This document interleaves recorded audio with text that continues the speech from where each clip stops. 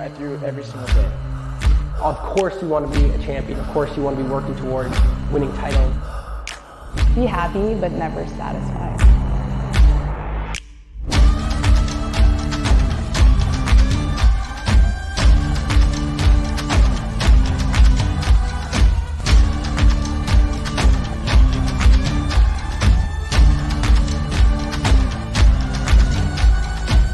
Better than ever.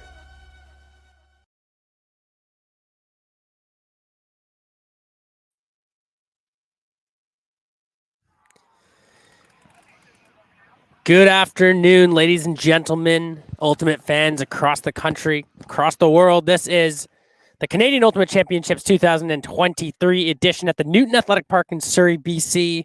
Before we kick things off today with this quarterfinal matchup, I'm going to do a land acknowledgement. We acknowledge that we are on the land, unceded territories of the Semiahmoo, the Katzie, the Kwantlen, the Quequitlem, the Kaikite, and the Tsawwassen nations.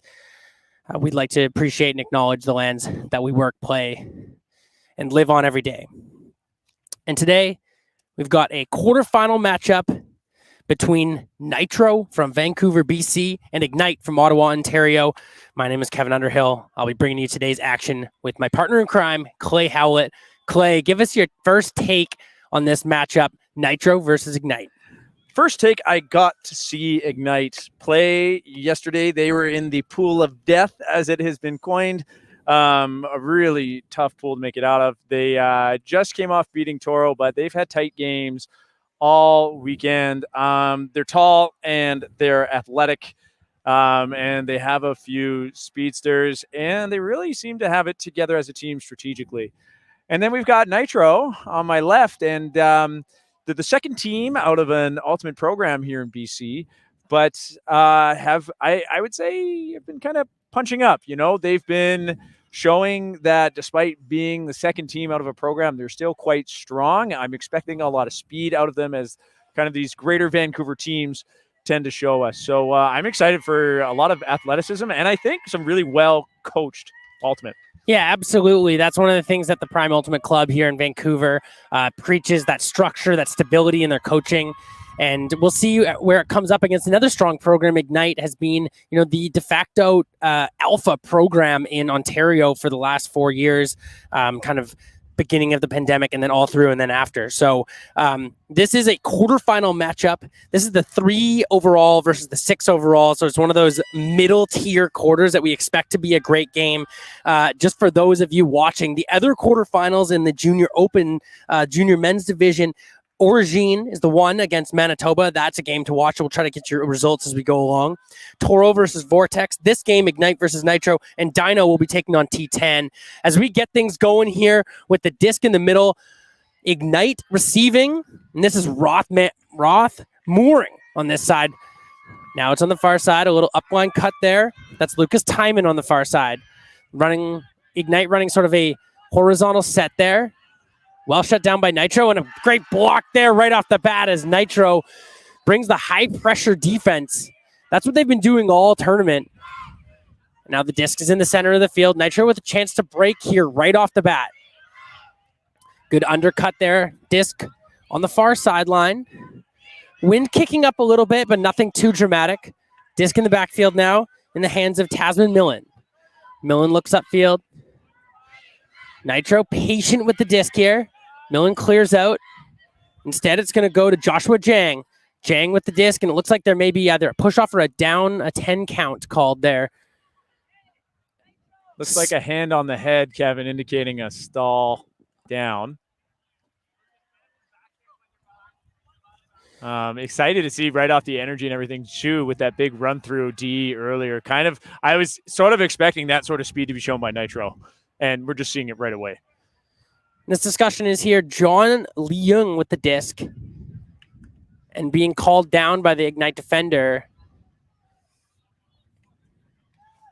Flip the disc to Joshua Lang right at the buzzer there, and it indicates that it's going to be a contested stall, and the disc will come in on 8, Clay. A lot of high pressure here by the Ignite. See what Mooring can do covering Jang in the backfield. See what the options are here as Leung looks up. Pointing towards the end zone. and just rips it upfield. Great find there. Gets out of trouble hitting Aiden Kwok. Kwok now. Liang with the disc. Looking upfield to a spot and taken away smartly there. The Ignite defense just too much there as Nitro couldn't find the end zone. Disc now in the hands of Dagler. Dagler looks upfield. Quick fast break to the far side. Lumley now. Lumley to Dagler. Dagler sort of the do-all, and he hucks it right away into traffic. Multiple receivers in the area, and it's knocked away smartly there. The Nitro defender, that was Avidin Kwok, who closed the gap and got up. He was the offside defender there, Clay. He saw the disc go up, and he tracked it down and got the block. Yeah, really good pressure by the defense there. And the receiver, I didn't catch who it was, the receiver there, but he was forced to kind of go up and play against the players rather than getting an optimal place to catch it because there was so much pressure against him. That's a big credit to the defense just being present in that play to force a tough grab. Now Nitro working the disc up. This is Anthony Lee. Anthony Lee, great hands there. That's Josh Hsu, and Hsu hucks it right away. That one's got a chance. Oh, just in and out of the hands there. That was John Leung going up strong for that. Disc kind of right over top of his head. A tricky read, and he had his hands on it, just couldn't quite close it. Seen a lot of throws, and I'm just going to point out, Kev, I feel like I've seen a lot of throws in this division, Hucks, come off with quite a rough edge on them. You know, pretty severe, and that just does not hang with throws like that. So the catches have to be made pretty quick. And you see Nitro, another pressure D. This Ignite team, who has shown to be a steady offensive presence and only getting broken once yesterday against Vortex in that game, is already at risk here, turning it over 3 times in this opening point. Disc in the backfield in the hands of Jang. Jang looking upfield, no options. Good defense. Got a piece of that, and instead it's Enoch Liang with the disc. Liang, a little jam cut there to Kwok. Into the disc. Oh, and a huge layout block there as he had eyes for Millen, but instead that was number 42, Charlie Lumley, flying into the backfield with the block. And this Ignite offense has another chance to score their opening 0 point. And a timeout right off the bat. And this Nitro defense really forcing Ignite into some trouble early on here, Clay. If I'm Nitro, man, am I feeling good about that timeout call. You just forced the score at 0-0, the first point of the game while you're on D. You just forced the offense to call a timeout in a point that has only lasted 5 minutes. It's not like we've been out here for 15 in the heat needing a rest, right? That is a huge, in my mind, a huge mental win for Nitro. Absolutely. And on the flip side, it kind of feels like this Ignite team that has had a lot of success on O so far is getting these quarterfinal jitters. It's the very first point against a ferocious D group here. And I think, you know, there could be something to said for just settling this group down, seeing if they can just work it up one pass at a time. They've had open receivers, and they've just been a little, reckless with their throws, frankly. And it is possible. I mean, like, it was, I think, number 41 Mooring that called the timeout there. I mean, it could have been that he was seeing, just looking at his team, he's like, hey, guys, like, this is not how we do this. Maybe we do need to regroup. Like, this is not our offense. What are you guys doing? Are we feeling pressure on the stream? Are we feeling pressure against a speedy defense? Maybe that timeout is, whoa. I see some pretty, severe bleeding right now, right? We got to stop this early. I got to stop the bleeding. Little, compression pad, direct pressure, rest, elevate. And then we're comparing the Ignite offense to an injury here, but hopefully they can get it together. Right off the bat, up to Dagler. Mooring hits Dagler. Dagler across the middle. Well received there. Lucas Timon now. Timon. Mooring. Mooring upfield hits Dagler. They're really cued in their horizontal offense. Nice grab there. Cam Brown. Mooring makes sure. Now they're into an end zone set looking for Lumley. Lumley gets it in the middle. Now they've reset the batteries here. Mooring, a little inside-out shot right on the money. Oh, and another block. That was number 39, Jeremy Fletcher, just trying to rush in the inside shot. And again, this Nitro defense is flying, getting a block. Oh, great opening cut there. Disc in the hands is number 22, Liang, and Liang hands it up. Great looking throw. Oh, and just couldn't quite bring it down. Anthony Lee Had a couple of decent huck looks here by Nitro, but we just haven't been able to connect them. And again, this Ignite offense is going to have to go the full 70 if they want to cash in here on this opening point. Good pressure defense there by Heineman. I think that was off the hands of Lee, but like always, you know, when defense is in the area, it just puts a whole different set of things to think about when making a catch. Here's Dagler. He's been the primary initiating cutter on every point, on every like offensive series here so far. Lovely little touch into the middle. That's Heineman. Over to 92 Timon. Onto the far side here. Lumley coming under instead, resets to Mooring. Mooring looks around, low to Dagler. He receives it. Dagler now looking upfield. Has Heineman. Around to Mooring. Trying to reset the disc to Cam Walker. Instead, he floats it up. Just no one in home. And that's blocked by number 11, Tasman Millen.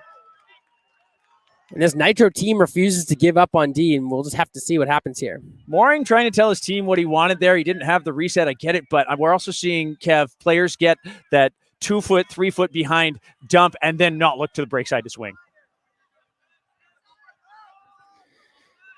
Nitro working the disc up now.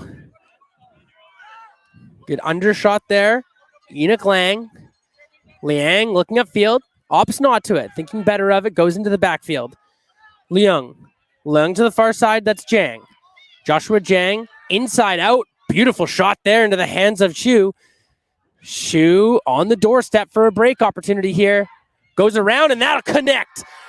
And finally, Nitro breaks the deadlock. Enoch Liang cashes in an emphatic spike. And it's a break to start things off here, Clay. This Nitro D never gave up, and they wound up working it in for the goal. They lead 1-0. This first point of the game brought to you by time and super high energy from the Nitro sideline. Every time they had an opportunity, you could see every single player on the sideline, the coaches on the sideline. I wouldn't say yelling, but within earshot of those players on the field helping them out. Great energy from the Nitro sideline to help their D-line start the game with a break. And when you're looking at this Ignite offense, they're running sort of a, you know, like mid-depth horizontal, just sort of a what looks like to be a standard horizontal with 3 back and 4 in the lanes. You've got Roth Mooring, sort of that center handler, and you've got Dagler coming out of the lanes to get basically every under to start things off, right? That predictability is good when it comes to trying to read your own offense, but when the legs aren't there and they're not firing and you're a little bit unconnected, it can get busy in the backfield. And you saw 2 or 3 turnovers on that point where it came from the bails or late throws up trying to make it happen in the lanes, all getting blocked. Nitro delivering good D, but Ignite just not really on the same page. Yeah, and it's something I've been seeing a lot of the teams this week so far is just looking up the field for so long. I mean, the dump and swing, like, it's a tenet of any offense, right? But sometimes teams are like, okay, we can grow past that. But let me put it to you this way. When the disc moves to the break side, when you have some lateral movement, the defense has to start looking around downfield. They have to get their bearings again. And it seems Nitro's D there wasn't challenged in getting their bearings. It was just one side of the field. They always had an idea of where the disc was. Ignite here, collecting to Mooring. Roth Mooring looking upfield. He's got size in the handler space. Now he flips it to Theo Gobiel. Go by to the backfield. Berube looks upfield. Now it's Mooring. Fabulous grab. Making sure and immediately shoots the end zone for Dagler. That's on a rope, and that's the offense. Beautiful shot there. Roth Mooring with the hands, and then just steps around and cuts a back end into space. And that's Owen Dagler with another goal here. He leads statistically for this Ignite team. He was doing it all of yesterday, and he cashes in with a goal in this one. Good timing on that cut. Kevin, would you say the placement of that huck was mint? Absolutely minted right down the middle. You know, the thing is when he made that layout grab, the space actually opened up, and Dagler was the only downfield cutter deep of him, which just opens that space up. And that's one of the benefits that we were talking about with that horizontal, where it didn't actually look that great in the last point. It was a little sloppy, but here, when you can get an upfield throw, you actually have tons of open deep space to work with, as opposed to, say, a vertical where you're cut into the different avenues vertically. Felt like the horizontal space here, there was just a lot of space deep for Dagler to attack. Yeah, I mean, and wonderful grab by Mooring right in front of us here. He knew he was going over, big man going over right away. The ground shook a little bit over here, but to get up right away after that sort of impact and then just place a dime like that. Just great play there. I'm excited to see now Nitro with their first O point. And there was a little bit of a staff change on that second 0 point by Ignite. We see Berube with the disc who will be pulling. And he came on for that. As I've heard, he's from the coaches. He's a driving force in this team, kind of a lot of the heart to keep the team moving along and centering them. All right, first look at this offensive unit here for Nitros. They do a little dish give go. That's Sean Carino with the disc. Immediately looks upfield. Little horizontal set again, and this time just misconnecting there from the far side. Had eyes for Enoch Liang, but just couldn't connect. Now the Ignite working it up. It's Ottawa D-line seeing what they can do here. Running a deep horizontal set. Good undercutting there. That's number 10, John Byrne. Byrne, real speedster in the lanes. Now it's Gobey. Oh, and he just missed his target there. It's just a little too far out of the reach of Matthew Millam. And now it's Macaulay picking it up. And Macaulay immediately looks deep right on a rope. Good shot there. Sort of a long under to Nathaniel Mann. Mann now flips to the middle, Daniel Lee. Daniel Lee right around the brick mark, trying to earn something. Into the backfield. Swing all the way around. Ryan Wong now with the disc. Goes into the backfield there. Braden Young. Looks like there's a pick called here. It's probably going to stay in the hands of Braden Young. I mean, Nitro, just this O-line demonstrating the speed they have. It kind of hurts my knees just watching, Kev. Yeah, these athletes have been playing hard on turf this whole tournament, but it's not. It may add to the speed, but it's not great on the joints. But after all, they are juniors, so should be all right. A round shot there. Nice hands on the far sideline by Daniel Lee. Keeps his feet in bounds. Lee looking upfield. Aggressive dump cut. No real options upfield, and finally finds a release valve there. That's Braden Young cashing in. And this Nitro team has come to play. Excuse me, that was Ivan Hu cashing in. And Ivan Hu led the team yesterday in goals and assists, and there he is cashing in on offense to keep their one break advantage. They lead 2-1 here, Clay. So, Kev, both teams there just with some miscues, causing a few turnovers just on some throws. We've seen a lot of low laser throws that have kind of a spicy edge on them this week. And just, I don't want to go out there and pretend I'm coaching them and say, hey, guys, just put a little bit of touch on your throw. Because we've also seen teams underthrowing. So I'm enjoy seeing this intense running, this throwing where it's like I'm going to hit my target with some gusto. But I think sometimes, too, these players have that little bit of that impulse where there's the cut. I got to make this and don't really have that microsecond to say, and now that I have to hit this, I'm going to take that moment just to get the right touch I want on the disc. Can come with experience, but I think both turnovers at that point coming from that sort of place of just rifling it as quick as they can. Yeah, and right now, Nitro just a little bit more error-free, honestly, and that point was a good example where they hit the long, sort of low huck, and then they were able to just maintain end zone. They've had 2 good end zone performances so far and 2 goals. So here comes the pull, and we get another look at this Ignite offense and see if they can really find the rhythm here. Roth mooring in the middle, mooring to Dagler. We'll be saying that a lot today. And an immediate strike, and Dagler with a perfect shot there right to the warning track. An immediate pivot throw in there. And that's the Ignite offense that was so quality yesterday. Kai Hindeman finishing that one off from number 11, Jordan Dawes. And Jordan Dawes, just a great timing cut out of the horizontal set there. Dagler getting it. And that's that Ignite O that we've come to love this tournament. That sure felt like some open ultimate, didn't it? Like watching seniors, we're very used to open ultimate, just bang, bang plays, points only lasting 30 seconds to a minute, and Ignite showing that they got that in them with that point. So, Clay, let's just take a look here during this break at how these teams got here. Yesterday, Ignite went 2-1 in the pool of death. They beat Manitoba, they beat Vortex, and they lost to Origine. Origine from Quebec City, the only undefeated team left in the junior men's division. And in the crossover, they took down Toro this morning. So this is a team that's sort of been battle-tested in the really difficult pool yesterday and came out on top. Whereas Nitro, they were 1-2 yesterday. They beat T10, the quality side out of Montreal, but honestly, they kind of got crushed by Toro and Dino. But one thing that I like to see about this is quarterfinals, I mean, you can throw the results out, right? At this point, it's win in advance. There's no point diff anymore. There's no anything. It just comes down to who can take down who in any given day. And I think Nitro is obviously rising to the challenge here. This is what we expected, I think. The 3 seed coming out of the crossovers was Ignite. I think we expected to see them being more dominant. But right now, it feels like it's anybody's game as both teams are starting to fall into rhythm and play quality Ultimate. I think Nitro's energy is vastly superior right now. And I think that's giving them that boost. But I said something. An immediate error on the flip, and Nitro, giving Ignite a short field, and that can be trouble. Noah Berube here, looking upfield, immediately flips. And there it is. They cash in. Ignite making no mistake, taking advantage of that short field. And that was Mateo Marshall flipping in the goal. To Burn, the speedster. And Byrne just beating his check to the front cone, and sometimes that's all it takes when you get that short field turn.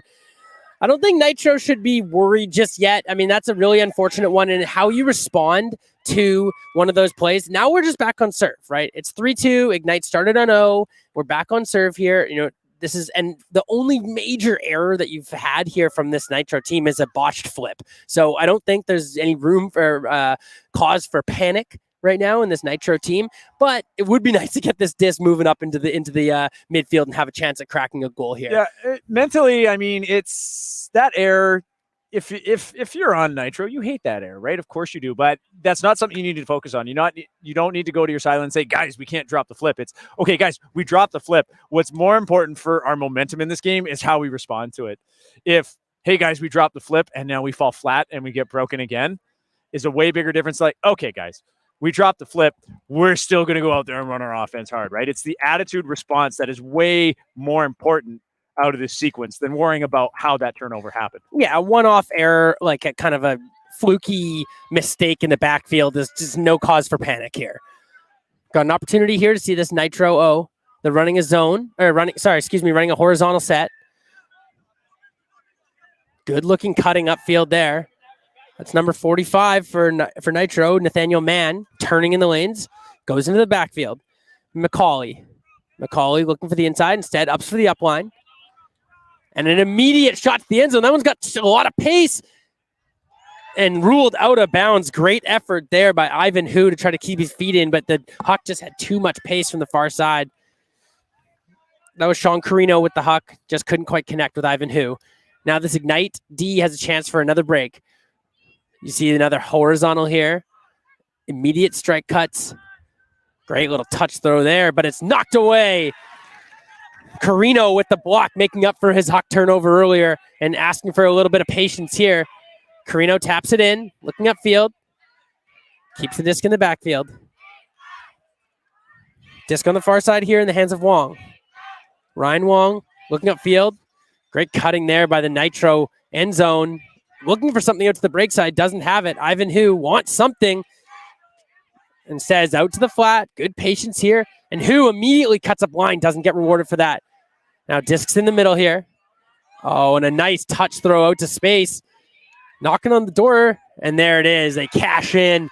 Nitro, good looking end zone. All 3 of their goals have come from multi-pass end zone possession and looked really solid. So really what I'm seeing is for Nitro, it's about getting the disc all the way down into end zone because their end zone set looks phenomenal. Yeah, excellent discipline in that end zone. There were a lot of open players kind of in the back of the end zone, coming from the back of the stack. Those throws are tough. You got to throw around 3 or 4 people. And just the discipline to say, no, our plan is front and dumps. That's what we're going to go with. We say a lot of give goes and then the front of the stack coming back as a reset. Carino getting that goal, double happiness for him. So he's feeling good after that point. His team's engaging with him over that. So like I said, Kev, an excellent response to what was a disappointing turnover.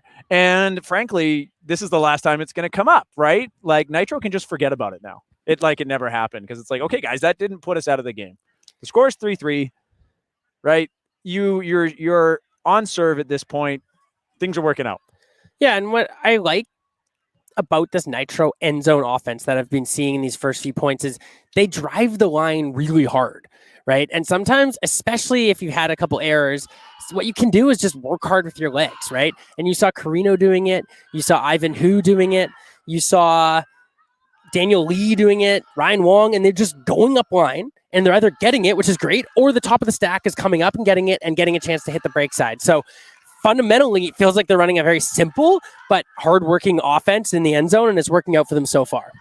Perhaps an end zone offense employed by both UBC and UVic. Did I say that on the show? Roth Mooring now with the disc for Ignite. Looks like a little zone here for Nitro, coming down in sort of a diamond formation. Disc in the hands of Carter Walker. Rondo Lumley. Back to Walker. Walker looking upfield, trying to poke a hole through this zone. Corral-themed zone here, sort of sagging into the handler set. Now in the hands of Dagler. Great find through to Walker. Walker looking for Lumley. Instead hangs on to it. Opts for Mooring. Mooring out wide to Lumley. Lumley to Mooring. Mooring immediately hucks deep. Oh, that's a great spot. And a missed assignment in the backfield, but a perfect throw there. Kai Heidemann bringing that one in. And Roth Mooring, he's showing to be the sort of stay-at-home handler that's working the backfield, but boy, does he have some nice throws. And he just took advantage of a bit of a missed assignment down deep and just ripped a perfect dime there. And that was actually connecting with Jordan Dawes, number 11 for Ignite. Seeing some great composure here from Ignite, recognizing that they're back on serve, not too worried that they went down a few points at the beginning of the game, and they're getting some major energy back up from the crowd here. I'm almost having trouble hearing myself, and I'm on the opposite side of the field. As I would imagine that is Wicked, the contingent of Wicked there cheering them on. Yeah, great crowd on hand here at Newton Athletic Park in Surrey, BC. Honestly, we've been around the field site for a few days now, Clay, and it's a great site. And this will play host to the senior nationals in the men's, women's, and mixed division later on this week. And it's a lovely field site. It's a combination of turf and grass.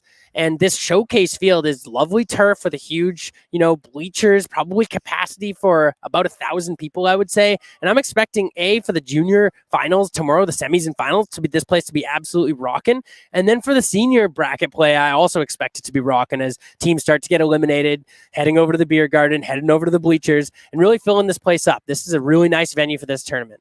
Kev, while we're just finishing up this water break, which are instituted when one team reaches 4, 8, or 12, and the score being 4-3. One cool thing, viewers, if you don't know, that's going to start happening with Canadian Nationals is last year on coming back out of a big weather delay, finals for the senior division were actually held a day earlier on the Saturday and playing under the lights. And this year, one final will be played on the Saturday night of the tournament, and then 2 more on the Sunday. There was a draw for the order. So the order this year open will be under the lights, as you say, on Saturday night. And then it will go women the year after that, and then mixed the year after that. And if that all works out, that could be a rotation from now on. So when you get facilities like this and you're going to be here into the cool evening, on the Saturday night watching the tournament, big fun. So tune in for that, fans, and be ready for some late night watching of the stream. Yeah, I'm not sure it's going to be cool, but I'm sure it's going to be awesome. This pull drifts out of bounds from Ignite. We get another look at this Nitro offense. Clay, I'm noticing both teams playing kind of a stock horizontal style, but, Ignite has been doing it a little more with their deep game, trying to get those goals in the, 5-6 passes, whereas Nitro has been more of the small ball, getting the disc into the lanes, and then getting good end zone execution. And now we see Ignite come out with their zone and it immediately yields a turn as that throw was just a little low. Wasn't quite right on the money there. And Ignite has a bit of a short field here with a chance to break. Immediate upfield throw. Mateo Marshall looking into the backfield. Nothing doing. Good bail throw there. Good patience as it goes back to Berube. Berube upfield. That's Byrne. Byrne now looking upfield, goes back to Berube. Some patience here from Ignite. Chip into the middle. That's Marshall. Marshall now looking for Byrne. Oh, and he just spent too much time trying to keep his feet in there and couldn't hang on. Good pressure from Nitro to make sure they got the block. I think Clay, if he just runs through that and makes a catch, he's on the end zone line, but he's not in, but they got possession still. Yeah, and then you can turn around and make a flip. That was a really risky, hand block. Oh, and they get it right back there. Fraser Lyon just reacts nicely to that. He was sort of the top of the cup in the zone and just jumped up and knocked it down. Now they'll have that short field that we were talking about early. Noah Berube with the disc now, looking upfield. Oh, and a great cut there. Aiden Alexander just went inside out and earned the space upfield, and Ignite gets their second break of the game, and they take a 5-3 lead in this game. Aiden Alexander, the son of well-known player Derek Alexander, so I'm sure he has about 1 billion release points on all of his throws. It's a genetic thing, right? Yeah. Derek Alexander, for watching or listening, we're shout out to one of the great throwers in Canadian Ultimate history. So I'm mad at Byrne right now. Okay, on Ignite. He's number, well, I can't find it right now, but Byrne is so fast, and he made a great cut out of the stack. Number 10, John Byrne. And then he stopped to try, he got a little greedy. He got his toes set in the end zone and then leaning out to make that catch. Such a risky thing to do in the end zone, right? Keep possession. The end zone is about being chilly. If it takes 10 throws, it takes 5 throws, it takes 20 throws, and you get the goal, that's awesome. But to try and, shorten that by not running through and stopping, and I mean, the speed of Nitro, if you stop to try and receive a pass, Nitro's probably going to, any fast team's probably going to run through, but Nitro is fast, right? And they just showed it. They're like, you're going to stop? Thank you very much. I'll get that run through D. So very lucky for Byrne that his teammate Fraser Lyon was able to get that big block. At least I think it was Lyon. Well, yeah, and it's a learning experience there for Byrne, but he learned and he didn't get punished as they worked in the break anyway. And he's having a great game, so hopefully he doesn't, take it too hard, and it's just a learning experience. Oh, and Ignite immediately gets the turn. Number 14, Aiden Alexander, after catching the goal, he gets the block and sets them up with another short field, Berube to walk up and collect. Berube looking upfield, wants something around. Instead, he's going to look back to his bail. Disc now in the hands of Gobey. Good roll defense, but came off the top. That's Marshall. Marshall now looking upfield. Goes into the backfield, Berube. Marshall with a give and go. Oh, and a high release there. Now you got Byrne. Gobey. There it is. And right around to Byrne. And no mistakes this time as he makes sure his feet are in, grabs the disc, and that's his second goal of the game. And this Ignite D-line is starting to find a little rhythm on O with Gobey, Berube, Byrne, and Marshall kind of cycling off the top of that end zone. If they keep getting short field turns, this team can really cash in. I believe I just heard that Nitro has called a timeout. Kev, we're seeing Ignite with a lot of composure here, right? They are the top program in their community, which means you have players that likely have a lot of experience. Nitro, second program in the community. I believe a lot of those players have played in high pressure games before, but I do have to ask how. I kind of had a feeling this is exactly how Ignite was going to respond, right? Going down at the beginning of the game. I didn't think they were going to count themselves out. Nitro, on the other hand, I have no idea. I'm just wondering right now, okay, guys, you had a ton of energy at the beginning of the game. Your sideline was so present. Now they've taken a timeout. They're quiet. I haven't really seen them celebrate since Corrido's kind of double happiness. So I'm just wondering, okay, is this a learning experience? Is this something for a team that we haven't really worked on in keeping that composure? Maybe it is just an experience thing. But I'm just curious to see out of this timeout where Nitro's mental game is going to be at. Yeah, it's one of those things, especially if you have a bit of a younger squad that isn't quite as battle tested, that the sort of maturity, the sort of sport maturity we want to call it, is how do you respond to when things are high and when things are low, and we got to see firsthand that Nitro was like absolutely electric when things were going well and they got an opening point break. But, when you have that sort of super high, super low inconsistency, it can really weigh on the team, especially when things don't go as well. You saw Ignite didn't have a great start, honestly, 3, 4, 5 turns on their first point and then got broken. But slowly but surely, they've shown a little bit more of that battle-tested maturity as they've just kept pretty steady, right? They've had some highs, definitely on their breaks. They've had a little bit of lows, but the lows haven't got to them and the highs haven't sent them off the high dive, so to speak. So I think we're just seeing a more mature team right now.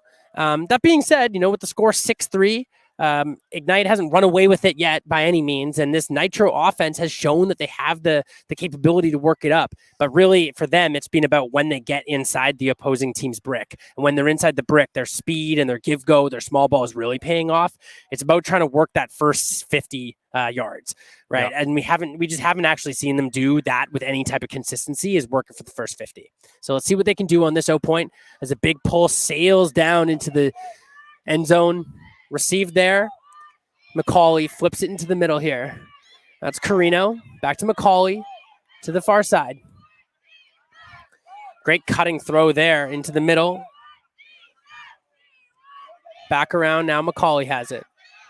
Working through the zone. Nice spot in the middle and a good throw. Just raised up at the last second and he couldn't quite bring it down. Caden Fong with a good spot through that zone but couldn't cash in. Ignite immediately initiates, hits Alexander. Alexander with a low release shot there to Marshall. Oh, Marshall looking for burn. Draws a poach, instead goes back to Berube. Noah Berube into the corner, and it's that simple sometimes. Jordan Dawes with his second break goal of the game. And this Ignite D-line is really finding their rhythm now, Clay. Yeah, Berube just oozing confidence out there, keeping that D-line end zone kind of on track, directing traffic. Every single player just turning on the jets, and really good timing out of the vertical stack. Something I'd love to see is that those cuts are set up, those players are in motion just as or just before a receiver, like a handler, is about to catch it. If you're listening, perhaps you'll agree with me, but it is very difficult as someone making a catch outside of the end zone as a handler, turning around, looking at a vertical stack, and all 5 people are staring at me static, and then somebody decides to cut, right? Ignite, on the other hand, they've already set something up, a jab step. They've already got some separation. So that handler turns around, boom, shot in. Ignite has great timing on their end zone right now. Yeah, and it's funny that both too many people moving and not enough people moving, that's where the problems start, right? And when you have that sort of patience right now, and I think it stems from this D-line offense is really, it's running through Berube in the backfield. And I think when everyone gives him the time and space to get free resets, get the disc back in sort of a central position, then they're trying to time off of that. And that's where you see Alexander, Marshall, Byrne all come out and try to get open. And I think, if there's a little more, I suppose, variety in the backfield, people aren't as sure about the timing, but they really have a sense of Berube's timing, and it's working really well for them right now. Consistency and predictability is often better for the offense than it is more readable for the defense. Right. Disc on the far side now, in the middle. Avid and Kwok. Avid and Kwok now facing this zone that's worked very well over the last few points. Disc in the hands of Josh Jang now. Working it around. Berg to Jang. Jang cuts one right through the middle to Berg there. Berg trying to find a hole through this zone. Instead, resets it to Josh Jang. Jang, a little scuba over the top. Nice little spot there, a pocket for Tasman Millen. And he bends one around. Excellent find through the middle there. Anthony Lee. Now with the disc, flips it back. Berg looking upfield. Has an option. Can't hit the break force option. Instead, heads to the end zone, is too far out of the reach there for Joshua Jang. Berg had an opportunity to throw a bail to the break side, but it just got taken away by his mark there, number 89, Matthew Millam. Then just ran out of time, had to kind of make a desperation throw to a little bit of a dancy cut after 5 moves. Now we have an opportunity to see this Ignite D-line. Looks like they've worked in some of their depth players here. Millam to the backfield. Nice undershot, and looks like there'll be a foul here as there was a little bit of contact. I believe that's Cam Brown, who is coming under, trying to make the play on the disc with Avid and Kwok in pressure, in pursuit. Looks like it's going to be an uncontested foul, and it's going to stay with Cam Brown. I like when players like Kwok there take a minute to ask, okay, how did I foul you, just so I get some understanding so I make the right call here. Cam Brown with the disc. Kwok on the mark. Brown into the backfield. Aiden Alexander. It's like upfield, there was just a little bit of a collision there. Theo go by. This was reminded earlier after an injury call. If it's caused by another player, you actually don't have to take a sub. And nor will he. Go by immediately strikes deep. Alexander to the far side. Oh, and a huge layout effort there and a great block. Aaron McCauley, and he immediately shoots to the end zone. And it's not going to work out as Alexander gets the block there. Just maybe a little bit too much excitement there as McCauley got the huge layout block, immediately picked it up and hucked it. Yeah, McCauley saw that throw coming a mile away and just great effort to make that play. But we often see that conservation of energy is probably a little bit more important after making a play. Pardon me, I think that was Tasman Millen with the block and the huck, and immediately a block and a huck again, and this time it's going to work. Nitro capitalizes on a couple of loose turnovers by this Ignite D-line, and their offense, kind of a sketchy hold, but a hold nonetheless as they get back on the board here and trail 6-4 against Ignite. Did you say 6-4 or 7-4? I think it's 7-4. Excuse me. Yes. Thanks for correcting me there, Clay. No problem.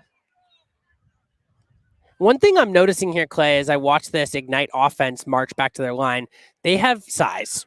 You know, they have size and skill and speed and height, and it looks like an offensive unit that's built in a lab to be able to play at this level, right? You don't always get someone like Roth Mooring, who's over 6 feet tall, but got good hands and good throws, right? That's not that common at the juniors level. You know, you see across the board, this Nitro team smaller for sure. And a lot of their handlers are like quite small, right? And that allows for their speed and pace and give go and all that small ball that they've been able to do around the end zone, but it hasn't paid off to the middle of the field.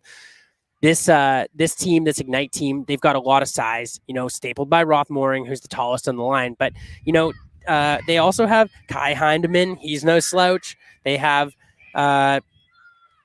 Owen Dagler, right? He's tall, rangy. He's got good throws.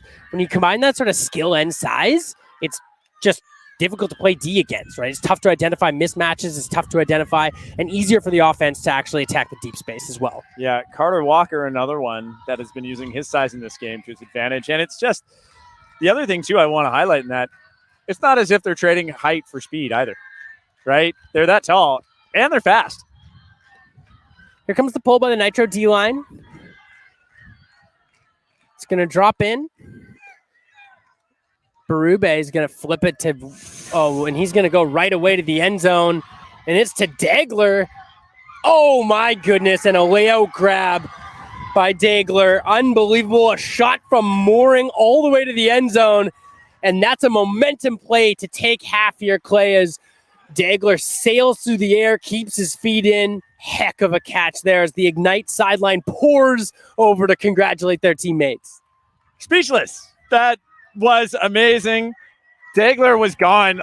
As soon as the pole was picked up, he took off. He outran his check. He outran the last back to make a huge athletic play and to take half, no less. And you saw that play there. It was a set play situation there, right? Berube just flipped the centering pass to Roth Mooring, and he just had eyes for Dagler only, who made his move and took off to the goal line. Thrown early by Mooring, just enough touch, and a spectacular grab by Dagler. Exciting play here at Newton Athletic Park in Surrey, BC, as Ignite from Ottawa takes half against Nitro from Vancouver, 8-4. We'll be right back after a little bit of a halftime break.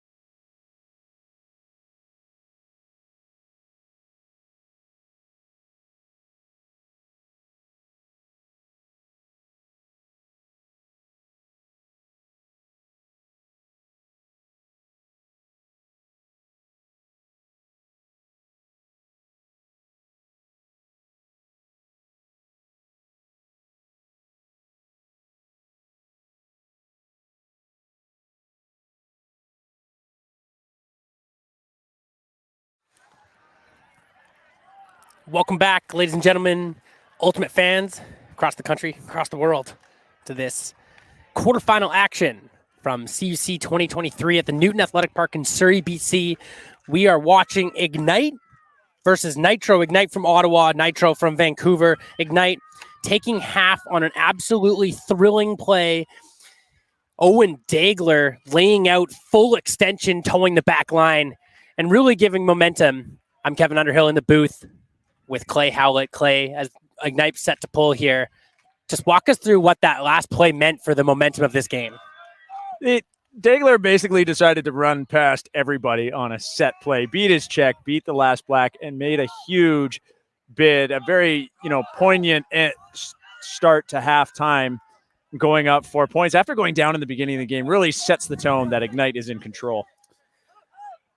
So right now we join this game just out of halftime. The score is 8-4 as we see Nitro's offensive line try to work in a hold here against Ignite zone defense. Disc in the middle of the field in the hand of Braden Young. A little bit of wind kicking up here in the second half as Ivan Hu, Young, and a great spot there. Young goes right down the middle. Oh, wow, nice hands there too. That's Enoch Liang. Excuse me, that was Daniel Lee shooting to the end zone but couldn't connect with his target. And that's a turnover, and Ignite has a chance to break right out of half here. Byrne getting in the way of that pass. Arms extended while he didn't touch it. That sort of pressure could have even thrown off Mans. Look at that. So really good to be present. Always a presence D is still a D. Berube shoots to Marshall, and he can't get both hands on it. An immediate turn. And this is where we've seen this Nitro team excel so far today, is in this end zone set. You already see Sean Carino walking up to the disc, and you can see he's got Braden Young in the backfield. And they're just going to go give-go, and an immediate shot to the end zone, and they connect again. And out of all the goals they've scored, almost every one has been an end zone shot. It looks like the receiver there went down in a heap. Unsure if it's just a cramp or if it's an ankle roll. So there's a lot of people around him right now. We'll get to the result. That is going to be a goal for Nitro as they showed their clean offense in the end zone as well. We'll get you the name of the downed player in just a second here. We'll get credit for that goal. Nitro's got seeming their own medical or training on site, which is fantastic. And Kev, hey, so like you said, I mean, we've seen Nitro have a lot of success with their end zone set. I really enjoy watching Carino just set up and strongly drive with his legs to get the give goes in the front of the stack, cutting and everything. And, they did find holes that time in an Ignite zone. They found ways up the middle, and then they had it on the doorstep. They did get all the way up, right? Like we were wondering, can Nitro get it all the way from one end of the field to the other? And they did this time, and then didn't connect on their first end zone shot, just with a good defensive kind of get in the way play by Byrne. But, this time they went the distance, albeit a turnover, but they can get it down the field, seeming unfazed by that Ignite zone. It looks like we're back in business, Kev. Yeah, the injured player has been carted off the back. From my best look, it looks like a cramp as the medical staff seems to be stretching him out. So all hopes that he is fine and able to get back in the action. It's definitely a possibility for cramping out here. It's high heat. If you're not playing, if you're not drinking water and electrolytes, you can find yourself cramping, especially at the junior level. They may not be as experienced coming out for these long, hot days. So hopefully he's all right, and we'll get to his name in just a moment because he did capitalize on that offensive hold. And now Nitro with a chance to pull and see if they can get back in this game.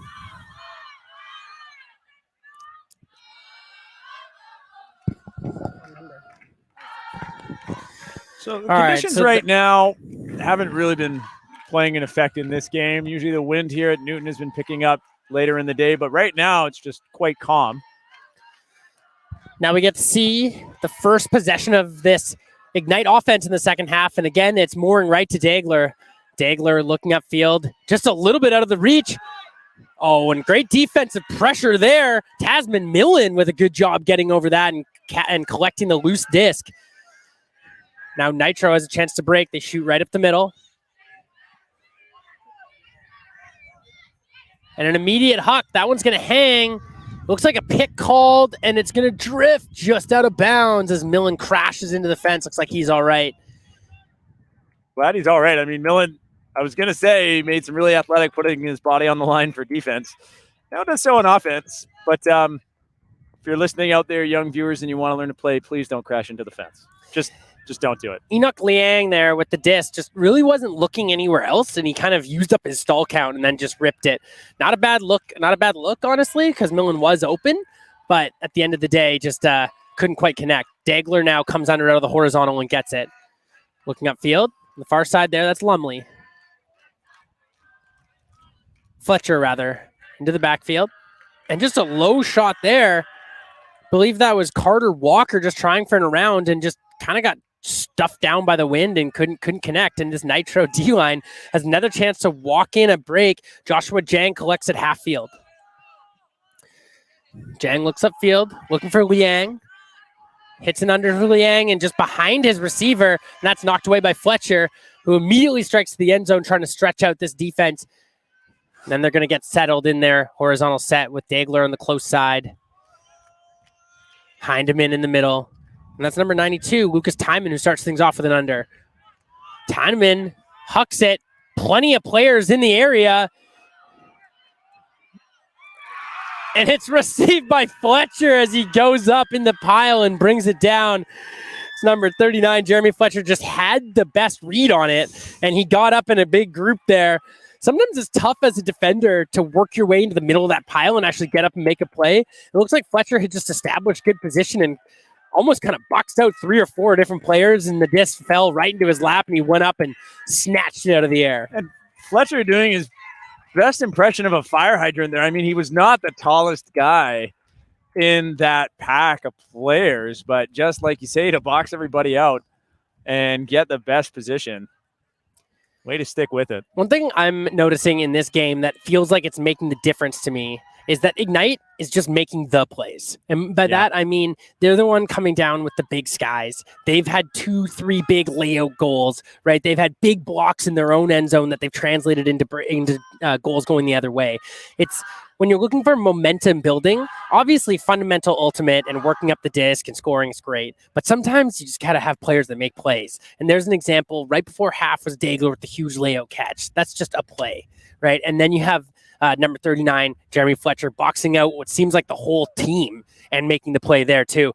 And when you have a team like Ignite that has finals aspirations, sometimes players just making plays, it's a big deal. It is what puts you sometimes above the 1 or 2 points you need over another team to win, right? I mean, Nitro has made some plays. We've got number 11, I mean, Tasman Millen, making big plays, right? But unfortunately, those plays haven't been in the end zone, bringing it down when they really need to. Big layouts there. He's been getting the D's for his team, but those conversions, we've seen a really clinical, crisp offense from Nitro, but we haven't seen too many big plays on offense that are just kind of Ignites going their way right now. Berube with a huge pull back in the end zone. Now Carino has it on his own end zone line. Facing this Ignite zone, see if Nitro can work it up to full 75. Nice little rip around there. That's a nice shot there by Braden Young. Young works it up to McCauley. McCauley goes over the top. That one's going to sit. Excellent find there. Daniel Lee now, all kinds of space, but no one to throw to. He looks over the top. Throws a little scooper into the backfield. Who back out after injury. And Carino just a little casual there trying to make that catch. Ivan Hu was the player that got hurt and cramping, but it's great to see him back out in the field, Clay. And unfortunately just couldn't connect there with Carino as Carino just took his eyes off the disc for a second. Byrne with the disc now in the middle. Byrne flips it back. Theo Gobet. Gobet upfield. Connects well there with Marshall. Marshall with Gobet in the backfield. Opts for Berube instead.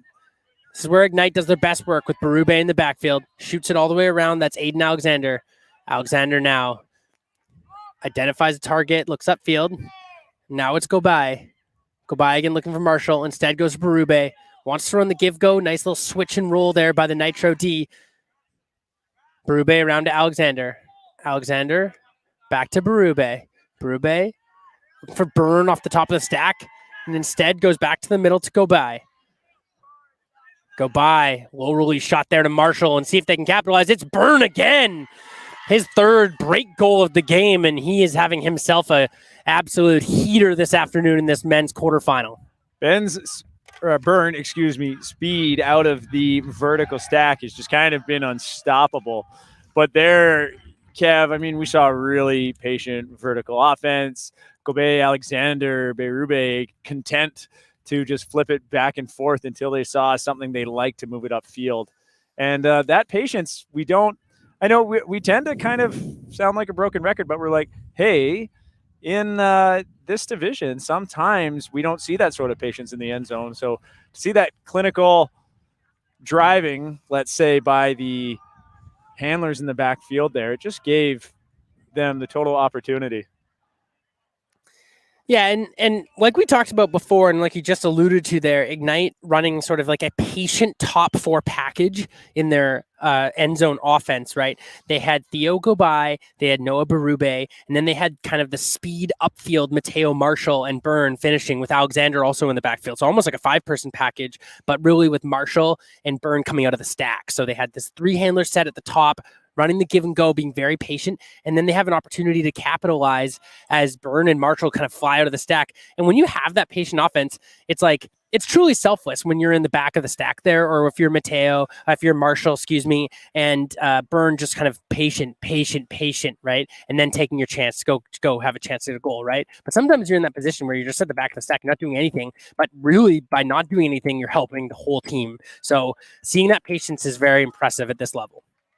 10-5, so it's not an insurmountable lead for Nitro to catch up, and they do have a half hour to do it. Macaulay now with the disc, and this is that zone, the sort of 3-person cup with the 3 in the mid and 1 deep that has been doing really well as they hang one up. An big man coming from the back, number 41, Roth Mooring, and he's going to call a foul on the physical contact there. Mooring deep in the zone, reading that huck by Macaulay and coming under and making a play. So, Kev, I'd like to point something out here. That sort of contact, we've been talking about minor contact, moderate contact, major contact. A good,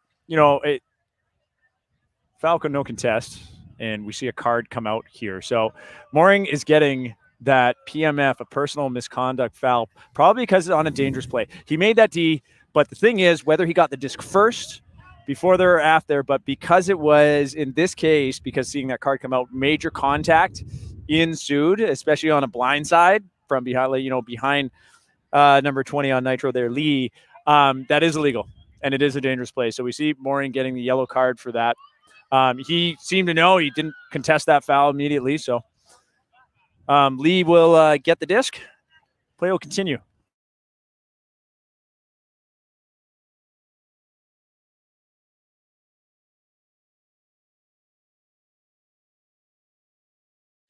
A drop in the end zone gives this Ignite D-line, kind of loaded up Ignite D-line with a chance to get a break, and a big one at that. Mooring goes into the backfield for Marshall. Marshall, a little round shot there. Beautiful throw. Etienne Merizi now in the middle and can connect there. Had his target Dawes, but just a sort of a missed throw there. Now you see Berg walk up to it with it, and this is where we get a chance to see where Nitro has really excelled with their offensive end zone. Berg looking upfield, opting to the backfield. Really nice cut there. Braden Young. Young back to Berg.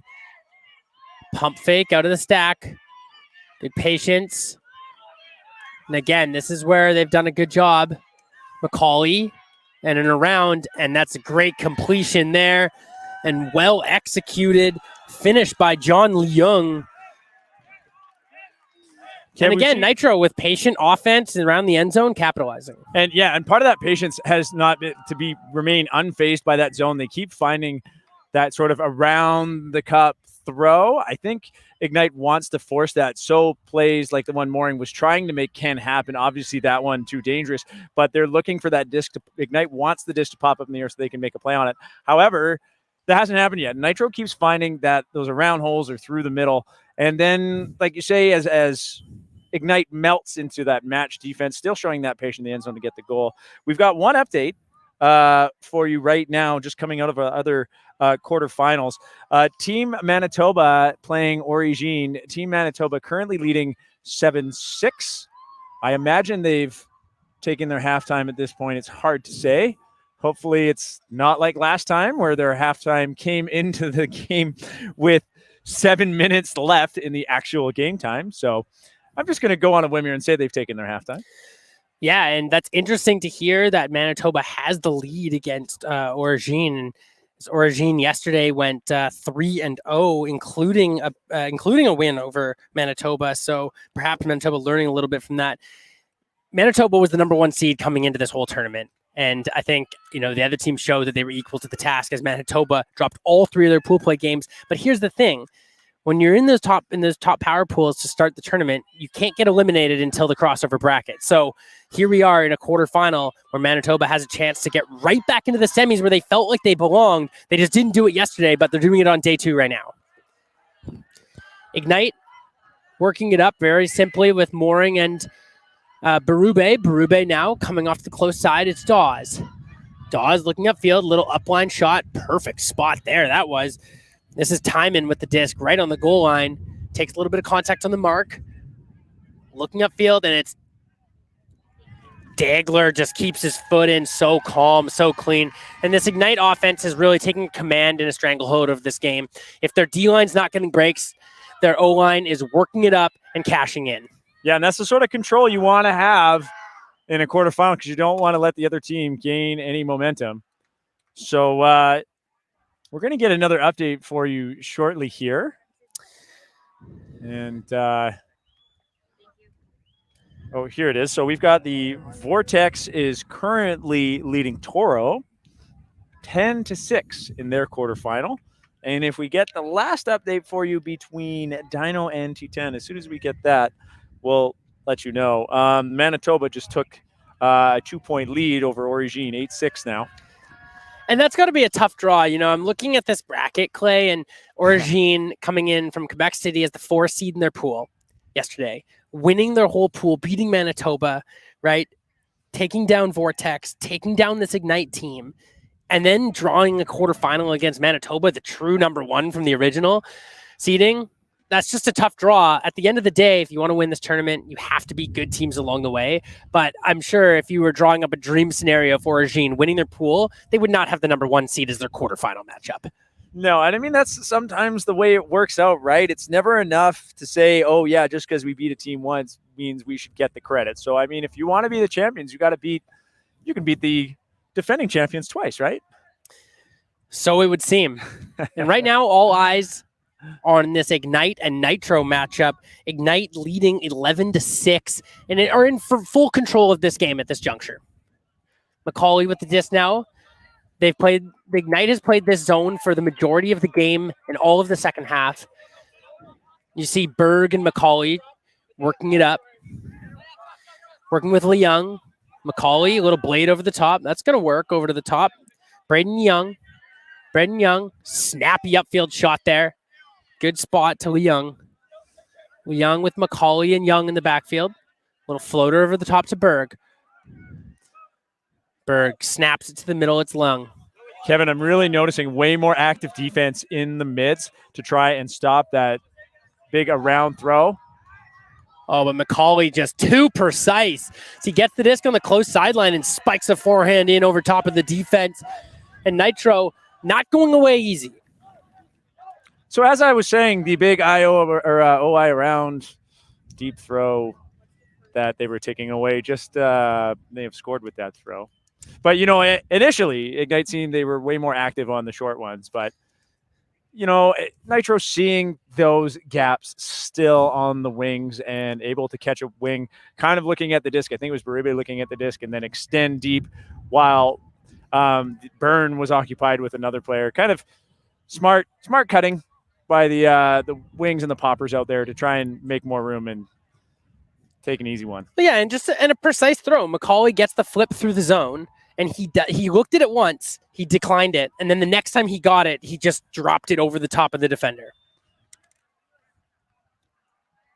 All right, so right now Dino is leading Titan 8-4. in one of our other open quarterfinals. So just to catch you up on the action in the men's quarters here, we've been talking a little bit about it over the last few minutes. We're getting updates. Right now, Manitoba is beating Origine. Obviously, you're watching this game on the stream. Ignite is beating Nitro 11-8. Toro is losing to Vortex. Vortex has a commanding lead in that one. And Dino is taking down T10, as you saw on the stream yesterday. They're, again, making that happen. So if all were to stay put here in this division, we'd have a Manitoba, Vortex, Ignite, Dinos in the semis. Probably not too far off with what you'd expect, although it may not have happened in the way you'd expect it to happen. As we rejoin this, Ignite's O-line has an uncharacteristic turnover down the middle of the field looking for Dagler, and this Nitro team, I mean, has a chance here to take over and get a break here. Excuse me for reporting the score wrong. 11-7 Ignite leads in this game right now. Seeing that quick movement that we've talked about from the handlers in Nitro here, but Ignite taking a lot of the downfield away. Yeah, and right now it's Kwok and Jang in the backfield. Heck of a catch there. Enoch Liang extends and keeps his feet in. He's looking upfield now. He's got Millam. Instead goes to the backfield. It's Jang. Joshua Jang here has a chance to work it up. Looks upfield, has absolutely no handler support, so needs something out of the lanes, and it's just not there, as he had his target, Matthew Chung, but just no support in the handler set there, and really had to opt for a tricky upfield throw. Yeah, and that tricky upfield throw kind of has been the bane of Nitro's game today. That's the story on their offense. Mooring picks up on the sideline. Immediate huck to Dagler in space, and Mooring has been fabulous at hitting those deep shots. Now Dagler right on the goal line, and he's going to connect for the goal there. Kai Hindeman, his second goal of the afternoon, cashes in, and Nitro had the disc with a chance to go 11-8, and instead it's 12-7, and that's a big difference, Clay. Huge difference. We've got not too much time remaining in this game. The cap will be at 1:55. So that's about 17, 18 minutes from now, depending on the seconds. And Kev, I mean, the story for me developing this game is between our brick marks, the middle part of the field between each brick is where Nitro has been struggling. Those hard, edgy upfield throws just haven't been connecting for them. Once they get into that red zone, no problem. Do they need to be chilly moving it out of their own end zone? No problem. But once they get in the middle, they seem to be really struggling to get 2-3 connections just to get momentum, and just turfing a lot of that kind of same third under throw. Yeah, and I think sometimes it's a lack of patience. We've seen just a rushed throw here, or the eyes light up and they try to make something difficult, right? They've been abandoned. Their handlers have abandoned them as they move through the midfield. And, if I'm a coaching staff right now in Nitro, I'm almost trying to ask my team, hey, you know how you play end zone? Just try to have a little bit more of that energy in the midfield play, right? Around their own goal, they have a lot of handler support. Around the opposing end zone, they have a lot of handler support. But in the midfield, they're really queuing in on the upfield for 6, 7, 8 stalls at a time. Whereas, honestly, if you get the disc out, especially into the thirds, into the side thirds, if you can't see something upfield in the first couple stalls, let's get that disc off the sideline and get it back into the central position, right?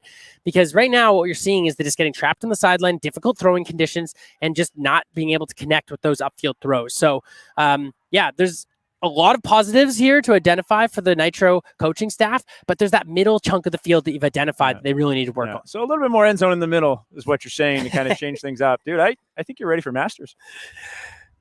Well, you'd be surprised how ready I am, Clay. Berube with the big pull here. They lead 12-7 Ignite over Nitro in this game. Big hanger here. Berg collects, flips it to McCauley. Zone defense once again for this Ignite squad. Berg with the disc, looking upfield, looking through the middle, opts for a backfield decision, goes to McCauley. McCauley spikes a forehand right through the gut to Carino. Nice shot there. McCauley's carving up the zone with his throws. Carino, back to McCauley, and McCauley, great throw over the top. It's Lee, and Lee looking upfield, and he decides against it, and then he goes to the middle of the end zone. Great spot that is, and a beautiful hold. Daniel Lee finding his Yeah, Daniel Lee finding his target in the end zone. And again, it's just the McCauley show. He's threw 2 beautiful forehands there to open things up, and they were able to work it up. Nitro showing a couple of good poised offensive points in a row. I love that decision-making by number 20, Lee, there when he had man open in the end zone. Lee really went against the grain of the trend we've been seeing where man was open in the deep. He could have thrown that forehand, which would have allowed man's check to catch up, and it probably would have 50-50 ball. He gives him the pump fake, but keeps looking at him. Man recognizes it and streaks to the back end side, and then Lee just drops that dime in there for him. Like, really smart, patient decision-making, and seeing that I don't need to throw this goal on stall 1. I can throw it on stall 3. No big deal, right? So hats off to Lee there for that patience. Quality offense by both teams here is kind of the theme of the second half, Clay. Nitro just hasn't quite been as sharp like we talked about, especially covering through the middle of the field. And to be honest, they're suffering from some of those short field turns that they gave Ignite earlier in the game, right? Ignite, when we talk about cheap breaks, we talk about where the other team didn't have to actually grind that hard for the breaks. They didn't have to go the full 70, or they didn't have to put in a lot of work on defense, right? Ignite had a few where they got the turns by the brick or even earlier, and just 2 passes later had a break, right? So Ignite probably not feeling amazing about those ones earlier, feeling like maybe they let those get away. I do think, as we talk about this game script as a whole, Clay, I do think the better team has the lead right now. And it's the team that's a little more physically imposing, has a little bit more skill depth. And at the end of the day, later on in these tournaments, as you get into the bracket play, that's the depth is what really winds up mattering, right? And so, players on this Nitro team who just came out of a universe point crossover to play up into the quarters, right? Players like Carino, McCauley, Jang, Kwok had to really lay it all on the line to win that quarterfinal game, or that pre-quarter, I should call it. Whereas I have a feeling this Ignite team, as they march past Toro, close game nonetheless, and obviously getting this better matchup, but probably just with the depth that they have, didn't have to rely so much on their dogs, right? Right. Like players like Brube, Dagler, Mooring, probably got a little bit, still played that game, I'm sure, staying fresh, but probably had a bit of a break that game. Didn't have to be out there for every O point or D point, respectively. So, yeah, depth goes a long way, and especially for a team like Nitro too, when once again, when you're like the second team in a program, your depth is already impacted by that fact. Yeah, and shout out to this Prime Ultimate Club. They have Dino, which is the top team out of Vancouver. They're playing against Titan in a quarterfinal right now. And this Nitro team making the quarterfinals against Ignite here. That's 2 teams from the same club making the quarterfinals. Other double ups you see is Origine from Quebec City and Titan from Montreal. So 2 Quebec teams in these quarterfinals as well. Vortex, obviously, from the Fraser Valley. So 3 BC teams, 2 Quebec. And then you've got Manitoba, Toronto, and Ignite, 2 Ontario teams, and a Manitoba team. So I would say almost a stock quarter that you might expect to see. And I'm excited to see what the semifinal matchups wind up being. We join Ignite back on offense here, seeing if they can keep this game clean. Dagler climbs the ladder for that one, flips it to the far side. Oh, and just a little miscue there as Carter Walker shot it into the middle for Hyman. Hindeman. And just we're going different directions with that throw. Nitro with a chance to break late in this game. Big bid there. Looks like there's a foul called. Not going to be contested, and the disc's going to get tapped right back in. And immediately shot to the end zone. Is that going to hang up enough? Oh, in and out of the hands of number 41, Anthony Lee, as he actually found a pretty good spot there. And the throw was right on the money. And there's been those sort of drops in both end zones for Nitro, and I know they're going to want all those back as they look forward in this game. Just an experience thing that's going to happen to you in your ultimate career several times before you're always feeling like this will never happen to me again. I have the confidence, but still finding the lanes to get open, still making the throws that count. Dagler here to Fletcher. Back to Dagler. Dagler looking upfield, flips it back to Mooring. Mooring gets up for that one. Finds his target in the midfield. That's number 42, Charlie Lumley. Lumley now. Looking in the backfield for Mooring. Mooring goes around. Nice dump and swing motion here to Hindeman. Kai Hindeman looks upfield. Dagler always shredding under for these big undercuts. Goes into the backfield, Lumley. Lumley, beautiful around shot there to the far side, Walker. Carter Walker now looks upfield, surveys what his options are, goes into the backfield for Dagler. Dagler serving as a handler now, and he's going to shoot deep, and it's brought down there by Fletcher. Fletcher looking upfield, right on the doorstep here, has a chance to work it in, goes to Mooring. See if they can set up that patience offense. And Mooring goes all the way around, and too easy for Kai Heineman. So they've just been pretty clinical around the end zone. Very. I mean, and we've said this a few times now, just so composed and willing to take the easy passes until they have an opportunity to throw for a goal that itself is easy as well. Ignite is not punching it in, lasering it in, trying to force it in, if you would. I'm curious, Kev, right now. I'm just seeing something happen on screen there. A little discussion with the observers in the Ignite team. I believe it was likely on that defensive bid, as Ignite has had a few instances where those bids are coming from behind receiving players.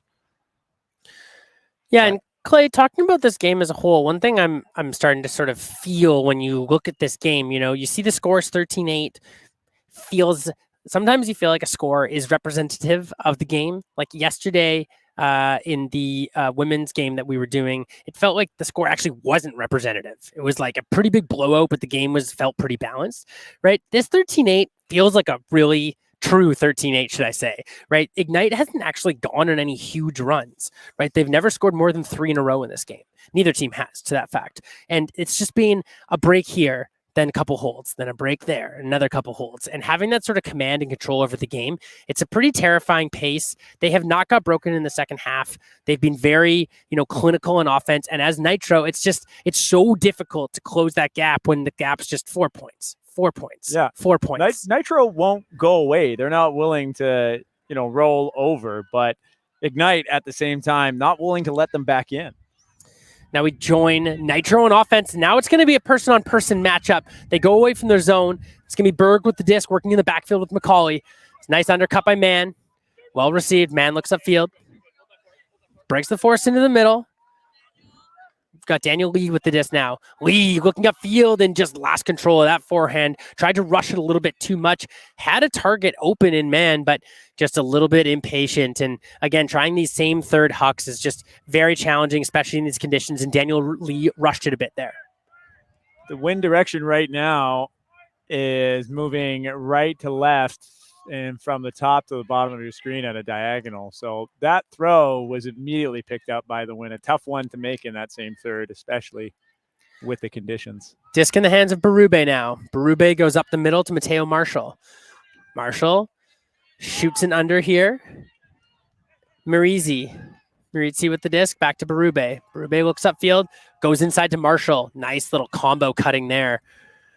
Marshall breaks the force into the middle. Beautiful spot there to Alexander. Alexander goes right down the middle. An immediate upfield breakaway.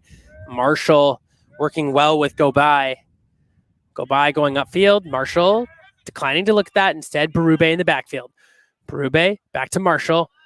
Berube cuts upfield. Now it's Marizzi in the middle. Excuse me, that's Heineman. Heineman back to Marshall. Had to make sure of that one. Looks to Alexander off the top of the stack. Instead goes into the backfield. Now it's Marizzi. And Marizzi calls a timeout. Again, we've seen this patient offense out of this Ignite D-line. It's a real wear you down style of Ultimate they've been playing all game. Particularly Marshall on that point. A lot of cutters were beating their check, but it was kind of happening late and telegraphing the choice that could be made to the rest of the team. And Marshall seemed to recognize that. In one instance in particular, I saw Berube go up the line. He shook his guy. He's open, but then it seemed the circling sharks of all the Nitro defenders were just waiting for that throw to go up. Marshall recognizes it, takes an easy dump around generated by those Nitro players trying to jump on that. And he just did that 3 or 4 times in a row there to just, keep the disc in possession. Let's take our time. Let's take the 100% shots right now. Yeah, and when I work with young throwers that are, like capable handlers that are seeing the field, I give them a three-part checklist. 1, the player has to be open against their check. 2, the player has to be open against everyone else in the field. And 3, you have to be able to feel like you can hit the throw, right? And I feel like you're exactly right, Marshall. Maybe he had ticked off a couple of those boxes, but there was so much traffic down there that his target may not have actually been open against the field, right? And so he declines it, goes back into the middle, ultimately calls a timeout. And honestly, I don't mind that when you're with the clock and you've got the big lead. you may as well call a timeout here, regardless of what this yields. And I think this patience is paying off. So we join the disc here. Charles Etienne Maritzi with the disc now. Berube in the backfield. Early stall count. Let's see what they can do here. Oh, an immediate cut, and Alexander makes the most. Just a pure set play off the back of the stack. Alexander rips out to the break side, then splashes across the front of the vertical and catches it. Excuse me, that was not Alexander. That was Theo Gobai. Great cutting there by Theo Gobai. Yeah, that upside down 7 cut, hard to defend with a speedy player like Gobai. So at this point, we've got about 4 minutes left until cap our score of 14-8. Foregone conclusion at this point. You know, I don't think Nitro's getting back in this one. Ignite.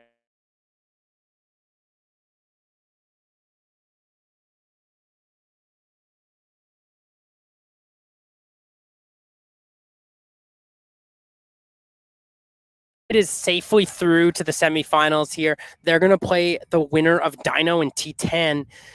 I think that Ignite Dino matchup, should it go that way, should be an absolute barn burner, as both teams have played well this tournament. Ignite winning their pool yesterday, and Ignite coming second in their pool yesterday. I think that's like a true 2-3 matchup. I like that a lot.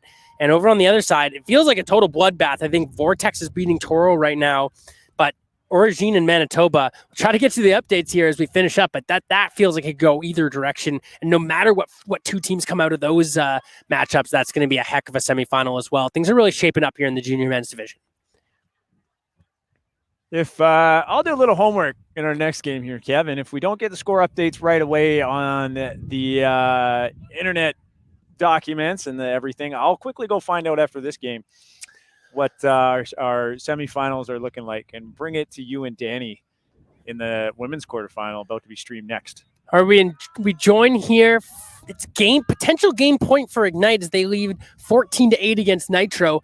Nitro put up a heck of a fight, but ultimately a little bit too late, too late as they work the disc up and force a turnover. A little bit of contact there on the under. Looks like this is going to be a foul call. I think this should probably stand as a foul.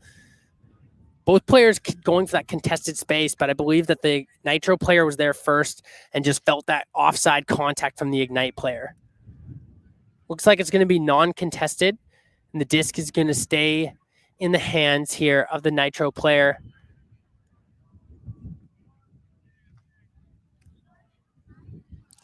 Lion was signaling at first that he was contesting it, but after some discussion, retracts that. Max Hill is going to keep the disc, and just couldn't quite connect there with a sliding target, Ryan Wong. Now Alexander strolls casually up to the disc with a chance to end the game. Alexander has Aiden Ang in the backfield. Opts not to hit Ang. Instead, goes upfield. Right on the doorstep here is... Oh, couldn't quite connect there. Patrick Tenden had a chance to connect, but personnel here on Ignite, we're seeing a lot of the depth being used right now. Some players we haven't seen very much. Probably a smart decision. Resting some players before the next match. Immediate huck here. Alexander under the disc. He's going to be the one to come down with it. Collisions there. Everyone seems to be all right. No call. Alexander with the block. Alexander looking upfield. Goes to Aiden Ang. Ang looking upfield, and he shoots a low huck, and that's just tampered down by the wind. Probably not the look you're looking for. It's the same third huck to a deep receiver. Pretty difficult. Kind of late, too. Seemed that he had already made the burst part of his cut deep. Berg hits Eugene Liang. Liang back to Berg. Berg looking into the middle field. Goes for an around. Lovely shot there. It's in the hands of Liang. And Liang spikes a huck, and again, that's going to be intercepted by Alexander. Now Alexander looks into the midfield. Finds Ang. Ang goes for the swing around. Good spot there. Excuse me. Ang on the receiving end there from Tenden. Oh, that's a nice cut there. Connected with his target. Krotuz Deeb with it. Up to Tenben. Up to Ang. Ang looking upfield. Now a little bit more patience. See if this Ignite squad can do it. Around to Alexander. See the hard cap goes. Alexander goes right to the doorstep here. It's in the hands of Cam Brown. Cam Brown hangs one up. It's going to sail for a while and drift out of bounds. Cam Brown just a little too eager there on the front goal line as he threw one directly into the teeth of the wind, and the wind took care of that one. So the horn has gone. This will be the last point.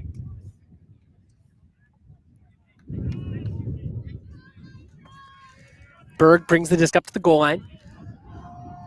Heavy cutting in the lanes there by Wong.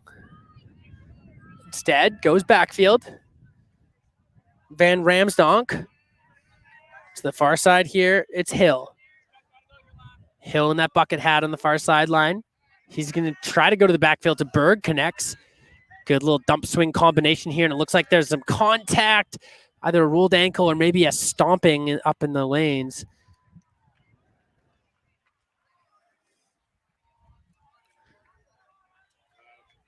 So Players, I was just going to say both teams kind of having a little bit of trouble with the wind that's picking up right now on their throws. so we see Joshua Jang limp off the field. Looks like he's walking off in his own steam. It doesn't look too bad. Maybe just a quick little rollover. He's going to get attended to, and hopefully he'll be back for the rest of the tournament in the placement games here. So we see a little water getting dished out here as they decide who to sub in. The observers just seeing if Ignite would like to. Oh, sorry. Just Nitro getting their subs and then seeing if Ignite needs any. Disc in the hands of John Leung. Looks like it's actually going to go back to Berg.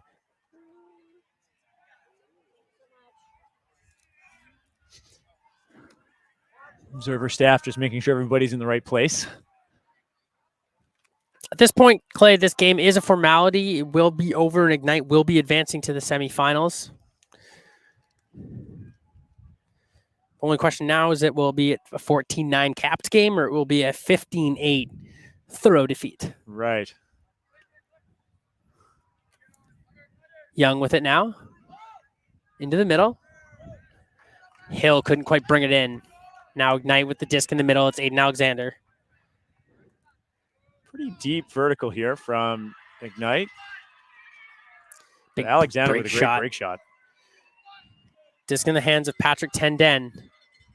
Inside throw on target, just a slightly behind Aiden Eng there. Pretty good looking shot, but just potentially caught Eng a little unaware as he reached back for that one. That inside shoulder has been a really tough completion for teams. Hill, good cutting in the lanes. Now he's going to be rewarded. Looks directly upfield. No real options cutting in the lane. So he goes to the backfield. Van Ramsdonk now. Van Ramsdonk covered by Eng. There's a call upfield. And on 3. Van Ramsdonk goes into the backfield. Young goes around. Liang. A little bit of time and space and another call. Looks like there's a pick call as they came through. Good spacing upfield for Nitro right now.